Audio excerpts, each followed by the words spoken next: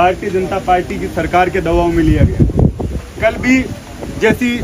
घटना हमारे नेता प्रतिपक्ष ने बताई टीकाराम जूली जी ने, जब हम ये मांग कर रहे थे कि कानून मंत्री ने अपने बेटे को गलत तरीके से नियुक्ति दी है, इस पर हम विपक्ष के नेता बोलना चाहते हैं और इस पर मंत्री जवाब दें, तो स्पीकर ने कहा आप अपनी सीट पे जाइए और मैं आपको व्यवस्था दे रहा हूँ। जैसे ही हम लोग सीट पे आए और स्पीकर कहने लगे आप हमें लिखित में दे दीजिए और मैं परीक्षण करके कल आपको समय दूंगा। पहली बात, जब आप हम लोगों से ये बात कर चुके थे उसके बाद अपने बात से आप मुकरे, और उसके बाद जब नेता प्रतिपक्ष बोल रहे हैं तो श्रीचंद कृपलानी और हरलाल सारन दोनों बार बार उनको टोक रहे थे, बीच में खड़े होकर बोल रहे थे। तो मैंने सिर्फ इतना बोला कि जब नेता प्रतिपक्ष बोल रहा है तो आप लोगों को अधिकार नहीं है, क्योंकि जब आपका नेता बोलता है तो हम लोग सब सुनते हैं, तो आपको ये बात सुननी चाहिए। उतने में पूरी भाजपा खड़ी हो गई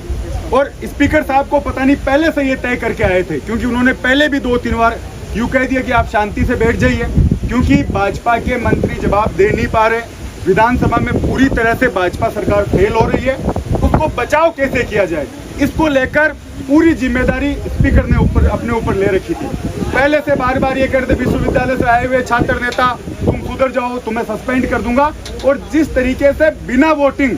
और जिस जल्दबाजी में कल सस्पेंशन हुआ, कल मार्शलों द्वारा जिस तरीके का बर्ताव हमारी महिला विधायकों के साथ, बुजुर्ग हमारे जितने भी विधायक थे उनके साथ किया गया, एक जैसे सड़क पर झगड़ा होता उस तरीके की नौबत सदन में आई, और उसके बाद गतिरोध तोड़ने की बजाय भाजपा सरकार, भाजपा के मंत्री और स्वयं स्पीकर आज उनका बयान देखिए कि कांग्रेसी, जब आप उस पद पर हो तो आपका ये दायित्व बनता है कि पक्ष और विपक्ष आप भाषा का उपयोग करें। कांग्रेसी है इस तरीके की भाषा बोल रहे हैं। तो ये जितनी भी चीजें घटी और उसके बाद आज वापस से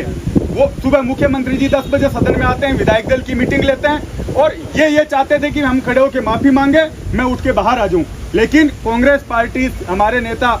टीकाराम जूली जी, सीएलपी लीडर, सबने जिस मजबूती के साथ संविधान की रक्षा के लिए और इन भाजपा के लोगों को ये मैसेज देने के लिए जिस तरीके से रात भर सदन में डटे रहे।